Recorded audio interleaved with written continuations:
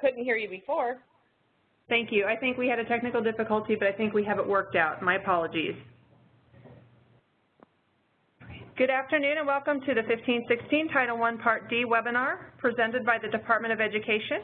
I am Melissa Tillman from the Partner Support Center, along with Jess Lamanti and Doreen Fay, who are helping me out today. Our panelists are Jake Sokolsky, Jenna Tweedy, and Alex McMillan from the American Institutes for Research, or AIR, and the National Technical Assistance Center for the Education of Neglected Children and Youth, or NDTAC, along with Liz Fenning from the National Center for Education Statistics of the Department of Education. If you have any questions during the webinar, please add them to the Q&A panel on the right-hand side of the screen and not the chat panel. We will read all of the questions aloud and answer them at the end of the presentation. This webinar is being recorded, and a link to access the slides, recording, and question and answer log will be made available in a future broadcast, as well as the PSD support update. Additionally, we would like to invite you to complete the survey at the end of the webinar, as this feedback is very beneficial. I will now hand the presentation over to Jake Sokolsky. Jake? Thank you, Melissa. Good afternoon, everyone. My name is Jake Sokolsky, and I'm the data team leader here at NDTAC. Joining me today are the two other members of NDTAC's data team, Jenna Tweedy and Alex McMillan. Next slide, please. Our ultimate goal at the NDTAC data team is data quality. We want to improve the overall data quality of Title I Part D data, and we really want to help states understand their data. We hope that this presentation will help you prepare for this year's CSPR submission and feel more comfortable in the quality of the data that you are reporting. Now, during today's presentation, we will go over the CSPR collection timeline, share some of the data quality issues that were present in last year's CSPR collection, discuss changes made to the CSPR over the last couple of years that we thought would be beneficial to highlight for you, and tell you about some of the numerous resources that are available to you. Next slide, please. The SY 2015-16 deadlines for submission are Wednesday, February 8th for EdFax file submissions and Thursday, February 9th for CSPR submissions. Now, we'll begin our data verification process on Friday, February 10th, and over the next few weeks, we'll run various checks on the data and prepare comments highlighting the issues that we found. This portion of the process will conclude on Wednesday, March 15th, and that is when you will be notified of these comments. The states will then have 2 weeks from Thursday, March 16th until the second closing of the CSPR, which occurs on Thursday, March 30th, to correct and recertify your data. After that, we will then review it again and run these same checks over the next few weeks. We may contact certain states if there are high-level data quality problems that still exist, especially those that would affect your Get Brahma and leading indicator counts. I'll now turn it over to Alex. Thanks, Jake. I'm Alex McMillan from the NDTAC data team. And can we go to the next slide, please? I'm just going to give a brief overview of some of the data quality issues that we encountered with the initial submission last February after the CSPR closed.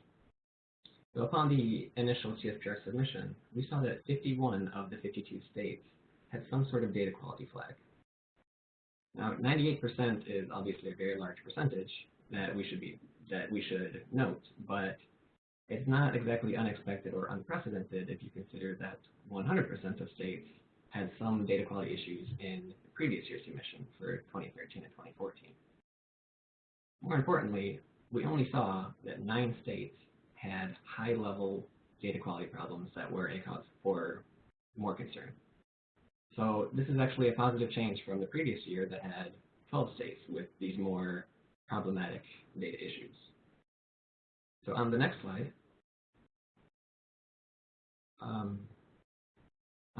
we wanted to give a brief snapshot of some of the more prevalent data quality issues that we saw in the 2014-2015 submissions. The first example is about the number of programs reporting. So in 4 states, there were inconsistencies between the number of programs receiving Title I Part D funding and the number of programs reporting facility data. Also, there were 24 states that did not provide complete data regarding academic and vocational outcomes. So while among these states, the level of missingness ranged from singular outcomes to large blocks of data, it's worth noting that almost half of all states have at least some values missing in the academic and vocational outcomes section. The third and fourth bullets here deal with an issue we saw related to the item in table 2.4.1.3.1 for subpart 1 and in table 2.4.2.3.1 in subpart 2. And this asked the question, are facilities in your state permitted to collect data on student outcomes after exit? So with these items for the transition data, there were 5 states that answered no. Their facilities are not permitted to collect data on student outcomes.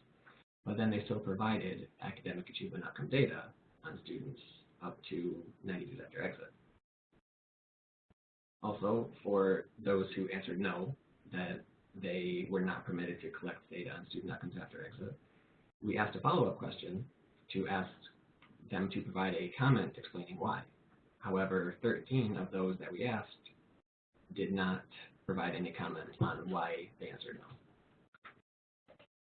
And finally, the last issue of note here is in the academic performance section, dealing with reading and mathematics. There were 10 states with various issues in this section, whether it be incorrect long-term student counts or other similar inconsistencies like that. So as I said, this slide here is not a complete list of the data quality flags that we encountered, but it's a snapshot to give everyone an idea of some of the common issues that we saw in the initial submission. So now we'll go to the next slide, and Jenna will talk a little bit about the recent changes to the CSPR. All right. Hi, everyone. My name is Jenna Tweedy, as Alex stated, and I am a member of the data team at NDTAC, and I'm going to be going over some of the most recent changes to the CSPR. So for this reporting year, school year 2015-16, there are no changes to the indicators or formatting. However, a new error will generate when the average length of stay is submitted, but there are 0 programs that reported data. And then for last year, there were 2 modifications to the CSPR for school year 14-15 that we would just like to remind you all of. In the transition services table, which is table 2.4.1.3.1, for subpart 1 and 2.4.2.3.1 for subpart 2, the indicator asks, are facilities in your state permitted to collect data on student outcomes after exit, yes or no? Now before you were able to enter in letters, numbers, whatever. Now there's a drop-down menu and your options are yes, no, or not applicable.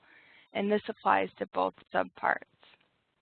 In the second modification is in the academic and vocational outcomes tables, which are tables 2.4.1.3.2 for subpart 1 and 2.4.2.3.2 for subpart 2.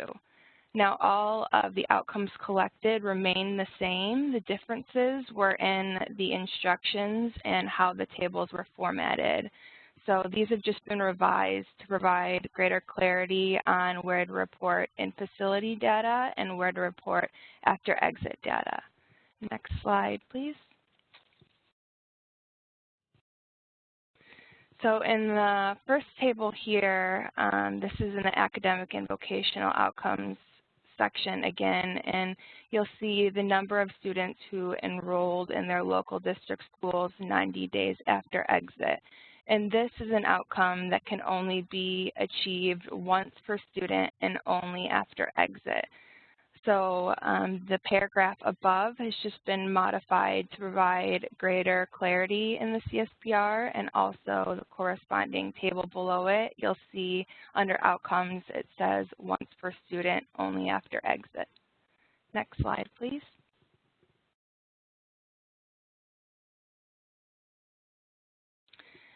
This is the second table you'll see in the CSPR, and these are outcomes that can only be achieved once per student, either in facility or after exit, but not both. So here you'll see earned a GED and also obtained high school diploma. So for example, a student can only obtain one high school diploma. So if they obtain the high school diploma in facility, you would mark it in facility. If they obtain the high school diploma within 90 days after exit, you would mark them within 90 days after exit category. And here again, there's just greater clarity in the paragraph above explaining this, and also in the corresponding table below under outcomes you see once per student. Next slide, please. And this here is the last table, and it includes outcomes that can be achieved twice, both in facility and also after exit. So one time per student per time period, and this includes earned high school course credit, enrolled in a GED program, accepted and or enrolled into post-secondary education, enrolled in job training courses or programs, and obtained employment. So as you can imagine, a student could earn high school course credits in facility, and then could also earn high school course credits after exit. So that same student could be counted in both categories here. That's just, again, explained in greater detail in the paragraph above, and also in the corresponding table, again, under outcomes once per student per time period. So those are all of the changes for last year. So you'll see that that was just reformatting that took place for school year 14-15, and the outcomes have just been broken up into 3 different tables with more detailed instructions on how to report each outcome. And again, these modifications apply to both of the subparts. So with that, those are all of the changes or modifications, and I'm going to hand it back over to Jake to go over available resources for reporting your CSPR data. Thank you, Jenna and Alex. As I mentioned earlier, there are numerous resources available to you both on the NDTech website and the Department of Education website. Now, as you can see here, we have provided links for both of these websites for you. On the NDTech website, you'll see numerous tools to assist you in your data collection efforts. And these tools include our comprehensive CSPR guide, which we kind of consider a one-stop shop for the entire process, as well as a submission timeline, tip sheets, various tools, such as one to help you calculate different outcomes like weighted average length of stay, and there are many other resources there for you as well. On the Department of Education's website, you'll find a great deal of helpful documents that include the CSPR Part 2 Word document, the CSPR EdFacts crosswalk. This document highlights which EdFacts file specifications are linked to certain CSPR tables and which data groups are also associated with these file specs. That's just to name a few. Now, we encourage you to utilize these resources. And of course, utilize your CSPR and Title I Part D coordinators. They're also available for assistance. Next slide, please. Now, the file specifications are found on the EdFacts portion of ED's website, and we have provided that link for the SY1516 file specs here. Now, these file specs each share a great deal of information, which includes the purpose for the file spec, guidance for submitting each file, previous changes to the file spec compared to prior years, certain definitions that you may find useful, along with a large amount of other important information. Next slide, please. Here are 2 screenshots from the Department of Education's website, and we have pointed out to you related file specifications for you to go and further investigate. Next slide. Now, we wanted to make sure and note that Internet Explorer 9 is a supported browser for the CSPR collection tool. Using another browser may cause the messages associated with any errors to not display correctly, so you may miss important messages from the system if you're not using Internet Explorer 9. So please do so, if possible. Next slide. Now, if you have any questions, please feel free to reach out to our project director, Simone Gonslin, at the above phone number and email. And of course, please reach out to Jenna, Alex, and myself if you have any questions. Our contact information is available on NDTech's website, and we'd also be very happy to assist you. Next slide, please. Lastly, PSC has a great support team that can also help you with issues, and their contact information is found on this slide here. Thank you very much for your time. I think that's the last slide. Okay, thank you everyone for your participation.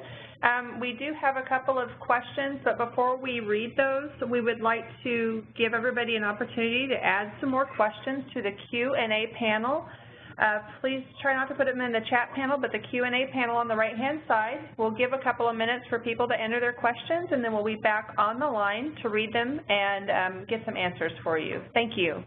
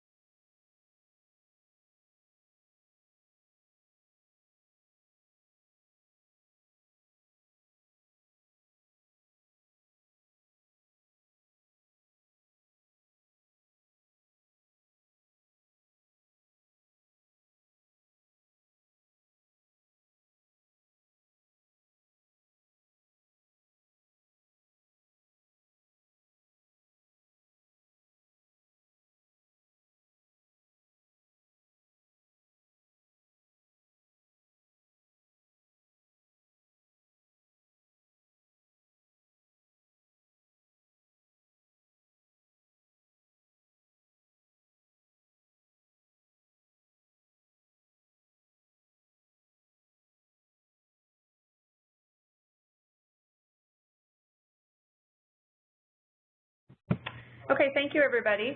We do have a few questions. There is one that came in through the chat that I'm going to read off first. It is, if the state indicated that no facilities were legally able to provide post-exit data, what kind of comment did you need? So, go ahead. Yeah, so for this, we just like a comment that clarifies the reason why. That there could be various reasons. Certain programs and facilities don't have the means to collect the data, or there's laws in place for your state that don't permit you to do so. So just some clarification based on that is what we're looking for. Great, thank you.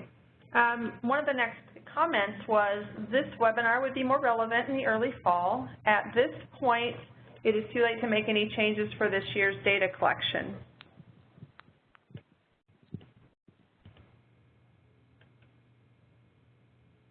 Okay, we'll go on to the next question. What date will the PowerPoint and recording be available? We will make sure that we get this one out. It should be available in next week's support update, not this week's, but next week, but we will send out information with that the location of where the PowerPoint and the recording will be. And also, can you email the PowerPoint to the participants, or where is it located? Again, we will give you a link within the support update of where you can access this information. If the state indicated that no facilities were legally able to provide post-exit data, what kind of comment do you need? I think this is the one that we had earlier. I think it just got into the QA panel. So at this moment, I don't see any additional questions, but we'll double check and we'll allow a couple more minutes in case anybody has any further questions.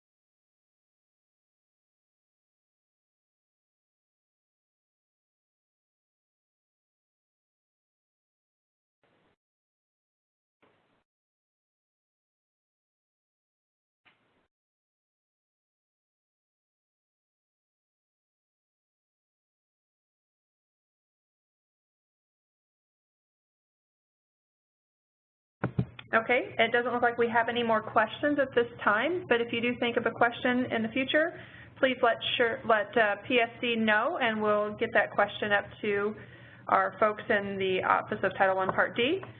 So thank you again for attending the 1516 Title I Part D webinar. And as mentioned earlier, this webinar is being recorded, and a link to access the slides, recording, and the question and answer log will be made available in a future broadcast. As a reminder, we would like to invite you to complete the survey that will appear at the end of the webinar, as this feedback is very beneficial. Thank you, and you have a great day.